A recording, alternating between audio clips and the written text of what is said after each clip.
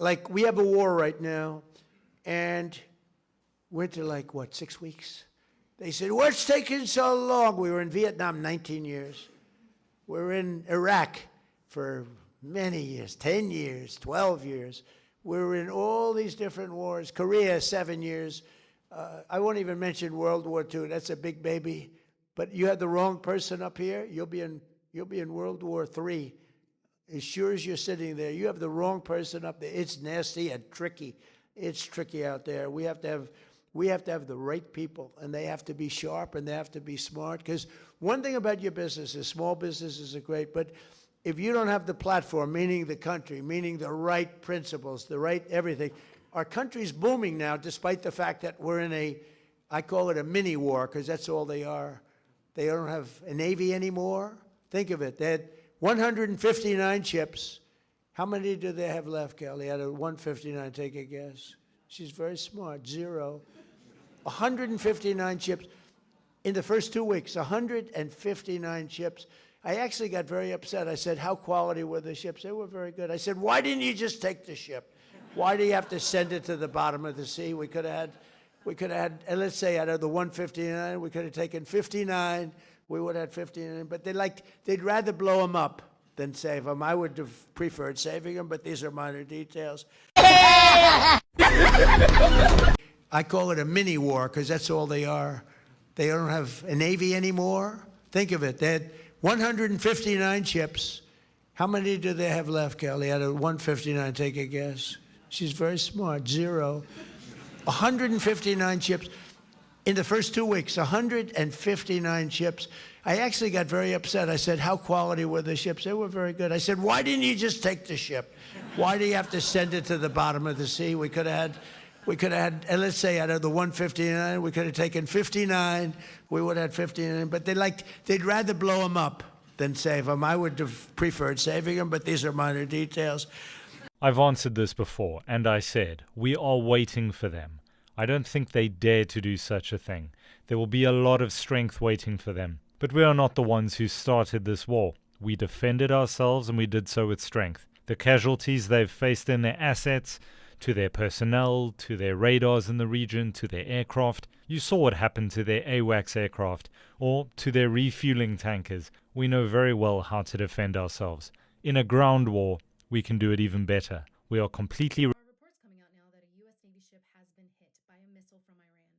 Iran is stating that they did hit a U.S. ship, and the United States is saying, no, that's not true. They didn't.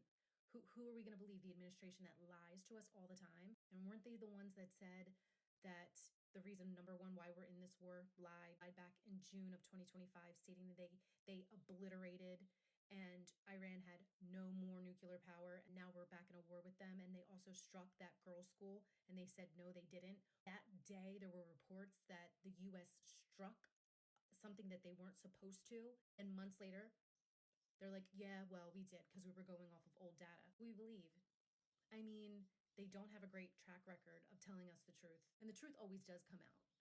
The reason I'm saying that is because there are reports that a U.S. Navy ship has been struck by Iran, and the U.S. is denying. You know, is that 2 U.S. Navy ships were able to successfully pass through the Strait of Hormuz. I don't know if it was in or out, not really sure. But Trump did say that if Iran hits any U.S. Navy ships, that he will blast them off the face of the earth. There's also some reports that Israel says that they're ready to nuke Iran. When it's never been confirmed nor denied, Israel had nuke capabilities. Everybody knows that they do. We'll never get the truth on that. And then who wanted the Nobel Peace Prize again? That's right. Donald J. Trump, the toddler. I kind of want to say to him, what a despicable thing to ask for. You know how he talks to other people? And that's how you know when he was called out on something. He'll stupid question. That was despicable. You're despicable. Go, oh, that's right, because it's true. Toddler. He's like a toddler.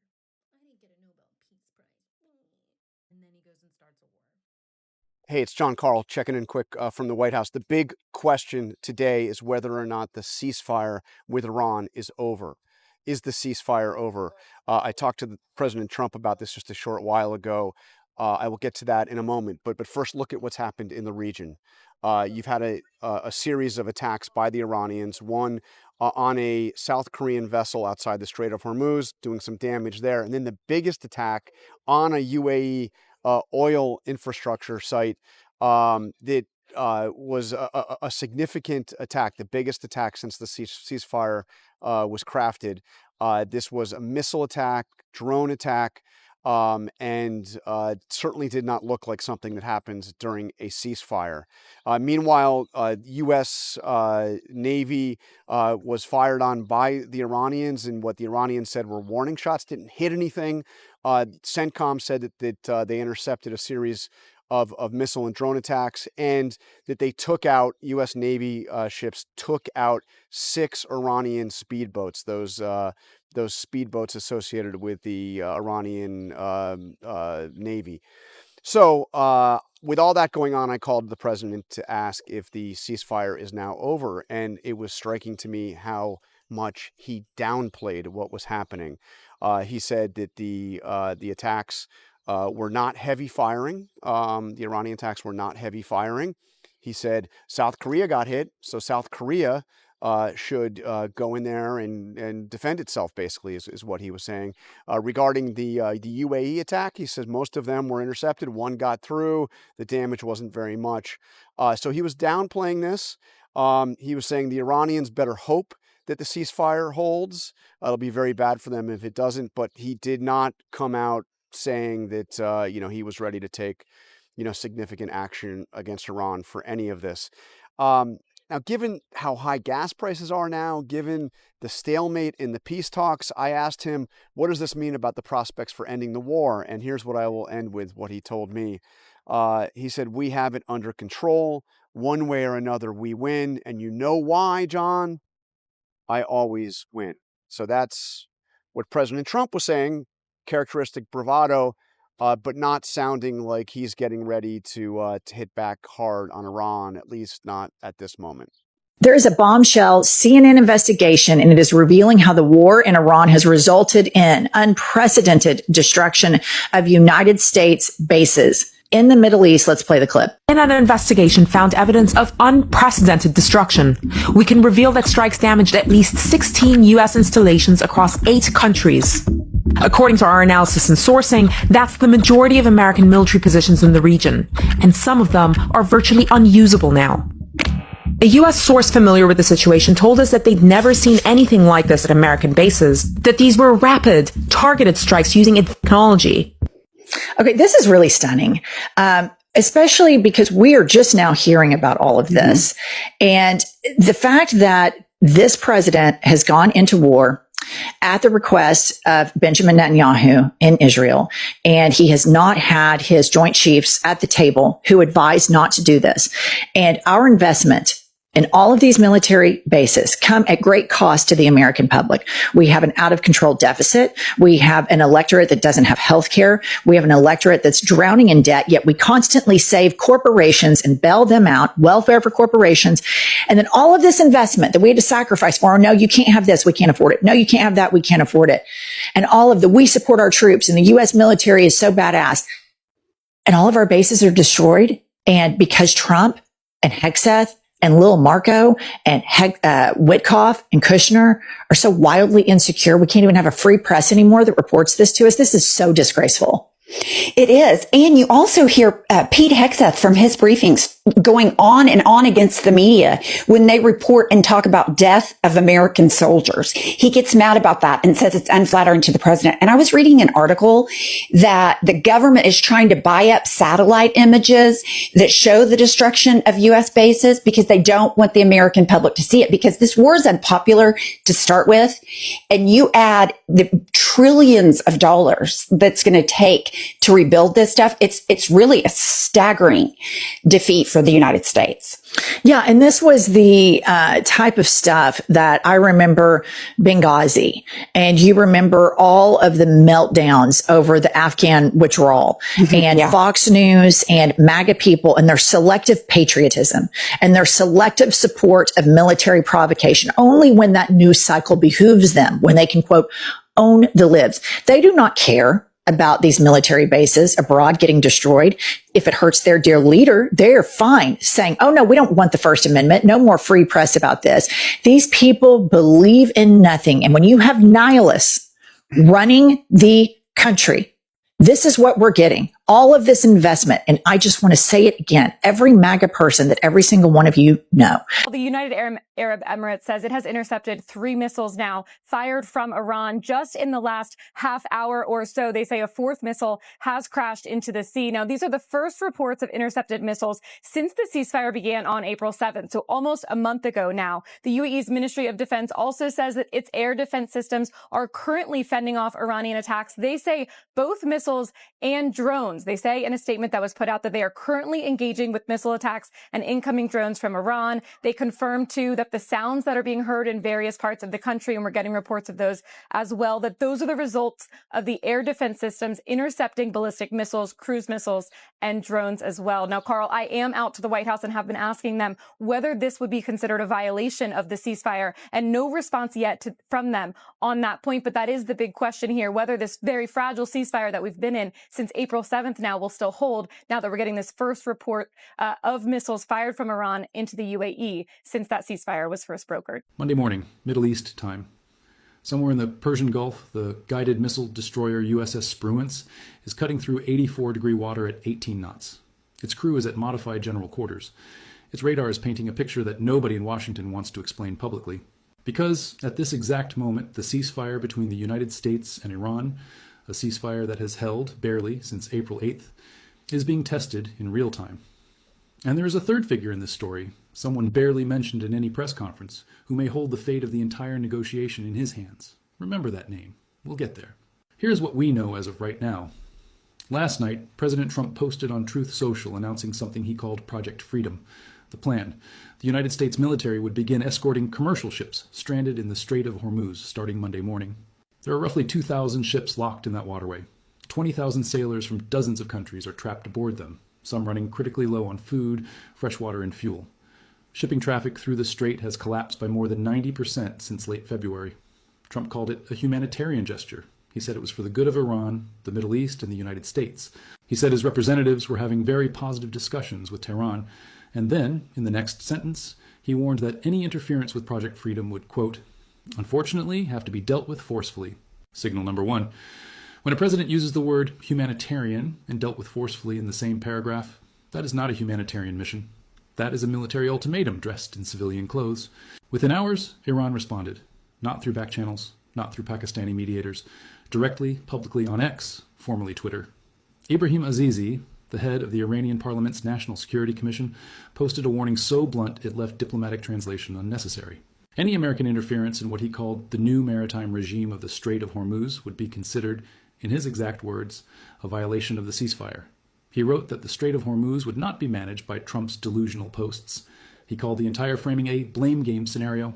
He said the strait was not a place for rhetoric. 3 separate posts, posted within 40 minutes of Trump's announcement. That is not a spontaneous reaction. That is a coordinated institutional response. This matters more than it seems, because Azizi is not a marginal figure. He chairs the National Security Commission of the Iranian Parliament. His words carry institutional weight. And the Iranian Revolutionary Guard Corps, the IRGC, has separately issued its own warning, setting a 30-day deadline for the U.S. military to end its blockade of Iranian ports. The IRGC statement was even starker. They said Trump must choose between what they called an impossible military operation or a bad deal. Those are the only 2 options, according to the most powerful military force inside Iran. No third option, no diplomatic middle ground, impossible operation, or bad deal. Here is what nobody is telling you. The U.S. Central Command's own statement about Project Freedom specified that American support would include guided missile destroyers, more than 100 aircraft, and 15,000 service members. That is not an escort detail. That is a task force. A senior U.S. official, speaking anonymously to Axios, said the initiative is technically not an escort mission. Okay, so the update that we have this afternoon on Monday, it's almost 3 o'clock on the Iran war, is that things are in complete chaos. The ceasefire is basically crumbling before our eyes. The U.S. and Israel are planning to attack Iran again within the next 24 hours. The UAE says that Iran is attacking right now with drones. They said that they are responsible for an attack on a major oil port and also an oil tanker. And even though Trump said that the Strait of Hormuz is open and that the U.S. would be guiding tankers through, that's not happening right now. Oman is also reporting that Iran has attacked them and there are some casualties. So this war is far from over. That's clear. Iran's capabilities are far from being obliterated. Obviously, they are attacking people right now. So I'm not sure what's next, except that there will probably be some sort of escalation within the next 24 hours. Because Trump doesn't know what he's doing, and neither does Hegseth, and they're lying to us every time they open their mouths. I'll be following this very closely for the next 24 hours. Please support my work by becoming a paid subscriber on Substack. See what comes up next. War with Iran still officially in a ceasefire, but with missiles and drones crisscrossing the region again today. U.S. stocks fell, the Dow dropping more than 500 points. That's more than 1%. And oil prices up more than 5% to around $114 a barrel. But two U.S. cargo ships that had been trapped for months in the war zone made it out today, according to officials, raising hopes that more could follow. Here's senior foreign correspondent Holly Williams with more tonight from Tel Aviv. We did a little detour, and it's working out very nicely. As the U.S. military works to reopen the Strait of Hormuz, President Trump said today that the conflict with Iran is going very well. U.S. Central Command said the military intercepted cruise missiles and drones launched by Iran to try to disrupt the mission, with no American warships or other U.S.-flagged vessels hit. The president said the U.S. struck 7 Iranian military speedboats. As usual, Iran gave a different version of events, denying that any commercial ships passed through the Strait of Hormuz. The country's state media claimed that this video shows the Iranian Navy firing warning shots at American destroyers, though we cannot verify it. On social media yesterday, Trump called the initiative to move ships through the Strait of Hormuz a humanitarian gesture, with around 2,000 ships stranded and food on board some of them running short. But ending the Iranian blockade would also strip Iran's leaders of their most powerful bargaining chip. That's helpful to a president who's under pressure to end the conflict. So ever since the war started, we have witnessed maybe more than 200 missiles over our head. Rahman Kapoor is the captain of an oil tanker stranded in the Persian Gulf since the war began in February. Are you worried that this actually may cause the ceasefire to collapse? Yes, anything could go wrong anytime. There are fears in this region that the fragile ceasefire between the US and Iran could now crumble. The United Arab Emirates, an American ally, said it was targeted by Iran today, with a drone strike injuring 3 people and sparking a fire at an oil port. Tony. Holly Williams for us in Tel Aviv. Holly, thank you very much. We'll have struck Iran by morning. This mission in the Strait of Hormuz was designed to fail. It was never about getting ships out of there. The Trump administration needed an excuse. They needed Iran to act aggressively to get around that 60-day congressional war powers vote rule. This was their loophole. This was always the intended outcome, and we are likely going to wake up tomorrow morning here in the United States to the news that strikes have resumed in Iran and around the Middle East, because Iran is going to retaliate, not just against U.S. bases, they're going to retaliate against their neighbors and in the wider region. Will there be boots on the ground? Will this go nuclear? I don't think we're waking up tomorrow to hear we have boots on the ground. We're not, there's no way we can invade Iran, and we're certainly not doing it tomorrow. Nuclear. Now, here's the thing. People are very worried about that, and I understand that. This is not going to end in a nuclear war. Nobody wants that. The biggest risk, realistically, would be striking a nuclear facility, a research lab, a power plant, and having some sort of incident. That, to me, in my opinion, is the biggest risk as far as that is concerned. But tomorrow morning, we are likely going to wake up to the news and a bunch of insane posts from Donald Trump on Truth Social that strikes have resumed for whatever reason, and, you know, all that craziness and shenanigans that the world is used to. And this is going to go on for a very long time. And he's going to repeat these 60-day cycles over and over and over and find another reason and another reason and another reason. And you know how long it's going to take us to recover from this if there's ever a deal reached?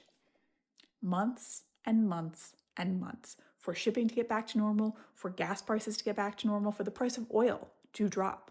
It's going to take at least 6 months for all of that to normalize. And until that trickles down to us, probably even longer. We have some major Iran news this morning. It's been a chaotic morning. Iranian state media has claimed that it struck a U.S. naval vessel in the Strait of Hormuz following Donald Trump's announcement of Project Freedom, which isn't a way for U.S. military to escort ships through the strait, but rather to, quote, guide ships through the strait. Now, U.S. Central Command has put out a statement saying what the Iranians are saying is false. No U.S. ship has been struck. Now, what's interesting is that the U.S. Central Command didn't say that no U.S. ship has been targeted. They used the word struck. Now, Project Freedom, according to Axios, is essentially a way Trump is fed up.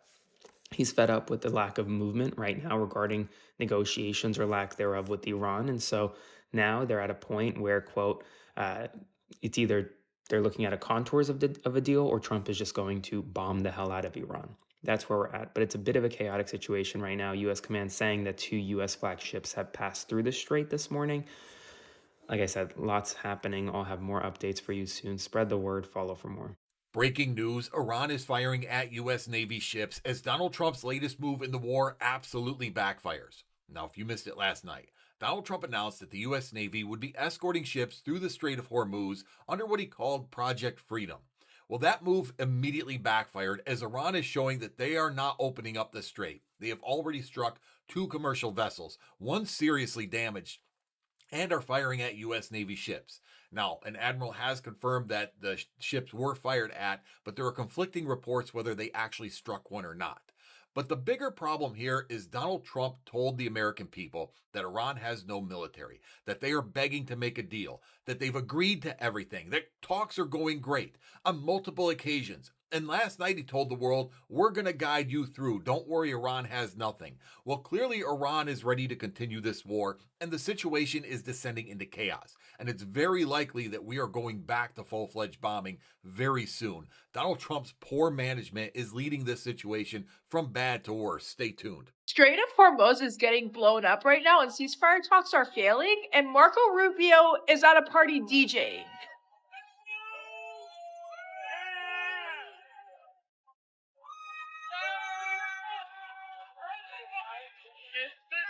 No, like, you can't make this up. The Strait of Hormuz today because Donald Trump tried to pass a couple of American vessels and the Iranian government was like, not today, and literally blasted the shit out of every single tanker. True American fashion, America didn't listen and still tried to pass more oil tankers. So what did Iran do? They started bombing the shit out of Dubai as well. Last 24 hours, multiple oil tankers in the Strait of Hormuz have been shot at, and Dubai has been shot at multiple times. And yet Marco Rubio is sitting here DJing. The ceasefire talks have been completely stalled because no one can come to an agreement. Iran told you guys that they were going to strike. Why do you guys not take them seriously? The whole entire administration is a frat house of little boys who peaked in college. Political skills that you guys have is honestly, I think a goldfish has more political skills than this whole entire administration combined. Get your fucking shit together. The United Arab Emirates says Iran has resumed attacks for the first time since a ceasefire took hold in early April. You're watching Eyewitness News at 11:30 live on ABC 7, Hulu, and wherever you stream. I'm Colleen Sullivan. And I'm Philip Palmer. The attacks appeared to be in response to President Trump's latest efforts to reopen the Strait of Hormuz. With the very latest, including the surging fuel prices worldwide, here's ABC's Christiane Cordero. Today, an apparent escalation in the war with Iran. The United Arab Emirates says its air defense systems are reacting to incoming missile and drone attacks from Iran. The move follows a threat from the Iranian regime vowing to attack should U.S. vessels cross the Strait of Hormuz. Today, the Pentagon announced 2 U.S. Navy warships are in the Persian Gulf crossing through that critical strait. The Pentagon says the ships are providing a defensive shield against potential sea mines, coordinating with vessels that have otherwise been stuck stuck near the strait for weeks. It's part of what the administration has dubbed Project Freedom. President Trump on social media writes, quote, "We will guide their ships safely out of these restricted waterways so that they can freely and ably get on with their business." It's really going to come down to whether these captains, crew, ship owner, and probably most importantly, the insurers believe that these ships can get through without being attacked. If that's not the case, then it doesn't matter what project the U.S. announced. They have to have the confidence they can get through there. The Pentagon today denies a claim from Iranian state media that its Revolutionary Guard hit a U.S. warship with 2 missiles. U.S. Central Command posted no U.S. Navy ships have been struck. Negotiations to end the war have not yet produced a deal beyond the current fragile ceasefire. Trump says U.S. representatives are having positive discussions with Iran, but then later said Iran's latest proposal is not acceptable. Here at home, oil prices have fluctuated over the past 2 months, with the average cost of a gallon of regular now up $1.49 compared to when the war began, according to Gas Buddy. Christiane Cordero, ABC News, Washington. War is back on. We tried to break the blockade in the Strait of Hormuz. That failed utterly. Iran says they hit one of our ships. Certainly ships have been hit. We're denying it, but we're a bunch of liars. Our government is. Almost everything that Trump has said about this war has turned out to be a lie. And so he says, oh, no, don't worry. We didn't get hit. We very likely did. Then Iran hit UAE's oil storage facilities. And so now the war is back to expanding. If you don't know, I did a longer video on YouTube on the Young Turks channel over the weekend explaining how Iran had a wonderful peace offer. Definitely should have taken it. They could never get nuclear weapons if we took that offer. I think that's why the Israelis panicked and made Trump attack immediately, restart the war immediately, because we might have accidentally gotten to peace. And that's the very last thing Israel wants. Tonight on the Young Turks on YouTube at 6 o'clock Eastern, we'll have all the details of this disastrous war. Well, the latest is that UAE air defense systems are actively engaging with missiles and UAV threats coming from Iran. That is the latest update from the UAE's Ministry of Defense. In its latest tweet, it says the MOD asserts that the sounds heard across the country are the result of ongoing engaging operations of missiles and UAVs. We've also heard from the Fujairah government media office, the UAE Emirate of Fujairah, that says a large fire broke out in the Fujairah petroleum industries area caused by a drone strike originating from Iran, and civil defense teams are continuing their efforts to control it. Now, in terms of context, earlier today, we know that President Trump launched what he has called Project Freedom, which is using naval guided missile destroyers to guide trapped tankers out of the Strait of Hormuz. Tehran considers this to be a violation of the ceasefire and has sent drones to attack ships in the strait. We know that UAE authorities say that a UAE state energy company owned vessel was targeted by Iranian drones in what the UAE calls a terrorist attack. South Korea's government also says that one of its vessels has been attacked. So Iran is clearly reacting to this by attacking ships in the strait and now by attacking energy facilities in the UAE. This is very significant, of course, for the Gulf, because it's just a continuation of the ongoing crisis that is engulfing energy facilities, putting pressure on the ability of these countries to export energy and oil and gas from the Gulf. Also in Fujairah, this is a really key part of the UAE's energy export infrastructure, because the UAE has what's called the Habshan-Fujairah pipeline. It's a very crucial oil pipeline that actually bypasses the Strait of Hormuz, allowing the country to still export around 60% of its petroleum resources out of the country. Now, so Fujairah is really key and strategic in that regard. So Fujairah being targeted is definitely something important for the UAE economy.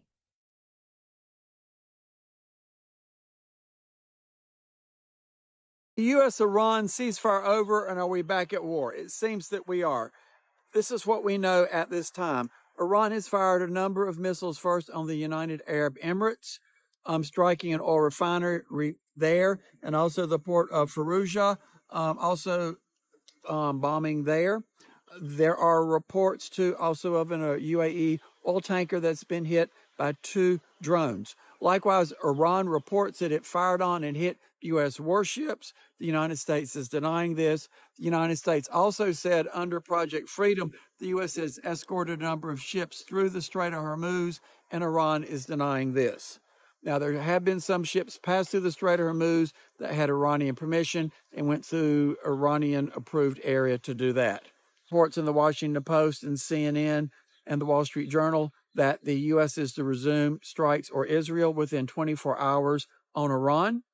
Prices in turn now have jumped to over almost $115 a barrel, up today several dollars. The stock market so far has dropped about 512 points. Today is Monday, May the 4th. This is about 12:50 p.m. Obviously, things change as the day goes on. This is what we know, but it appears that the war may be back on. And if it has, you can continue to expect to see a further escalation in gas prices at the pump. And guys, regardless of if the war were to end today, those gas prices aren't going down anytime soon. I'll talk about that in another video. Love to hear from my Democrats, my MAGAs, my crazies, my cuckoos, or burned out light bulbs. It appears that the ceasefire is over. U.S., Israel, and Iran are back at war. There you have it. Shocking news as we are learning much more about what happened on the second day of the war with Iran. And it's extremely disturbing and shocking because we are being lied to. We have not been told the full story by Pete Hegseth, the Pentagon, and this Trump administration about what happened and the extent of the damage. And we are learning now, based on reporting from NBC and others, is that Iran had these old jets. There are F-5 jets from the Shah era that they were able to launch, and they penetrated U.S. and Kuwait air defenses. These jets have such a small cross-section for a radar that they did not get picked up. It confused the system. And one of these jets got through with its payload and caused extensive damage on Camp Buehring. Air defenses launched missiles at our own jets, our F-15s. Remember when they went down and the pilots parachuted out and ejected safely, all of them? Well, that was from this F-5 getting through and the confusion that was caused. And so they mistook our own jets for one of these Iranian F-5s. And that's what led to these multi-million-dollar jets being shot down. And then the damage to the base is extensive and other bases throughout the region. It's at a number of 16 total bases, either totally destroyed or completely unusable. 16. That's basically almost all of our bases in the Middle East. This now calls into question what happened with the strike that killed American service members. Was it an actual Shahed drone, or was it one of these F-5 fighter jets?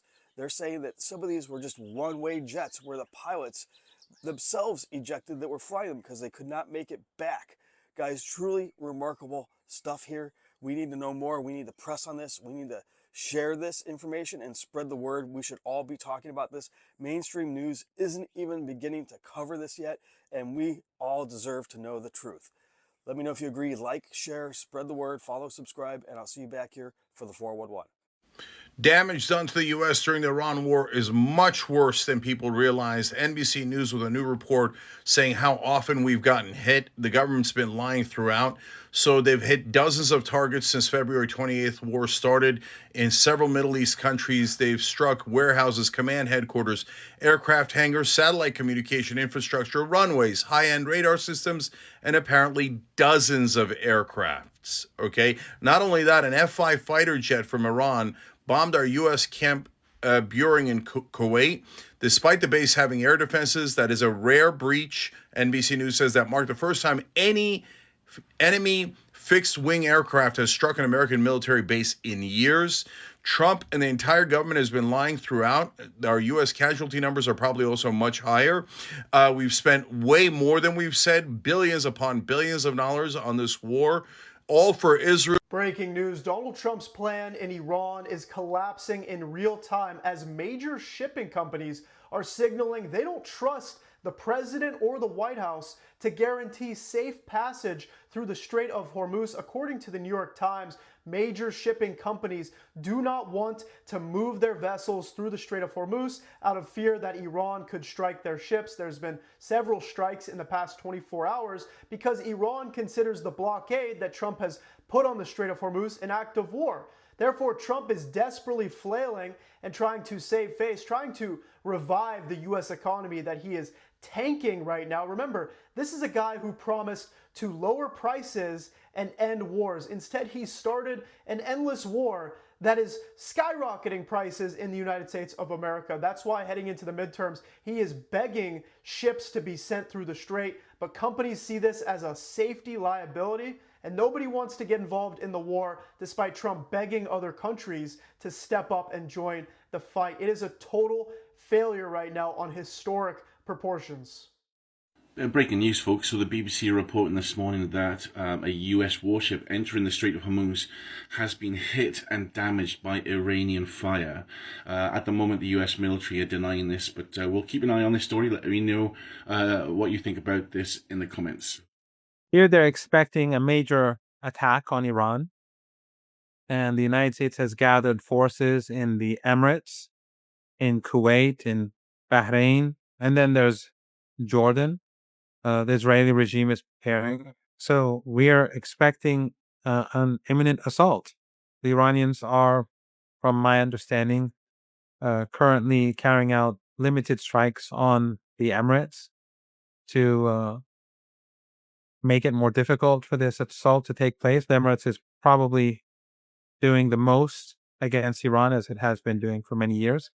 The Iranians have really forgiven these countries too many times. Since the ceasefire, we see a huge buildup of U.S. assets in these countries, including a lot of weapon systems for a ground invasion, which, as I said, Iran believes to be. So we are where we are. Iran has also been preparing. And I think that if a war begins, Brian, I think you're going to see a global economic depression is almost assured. Thank you for watching Great Minds Blacks.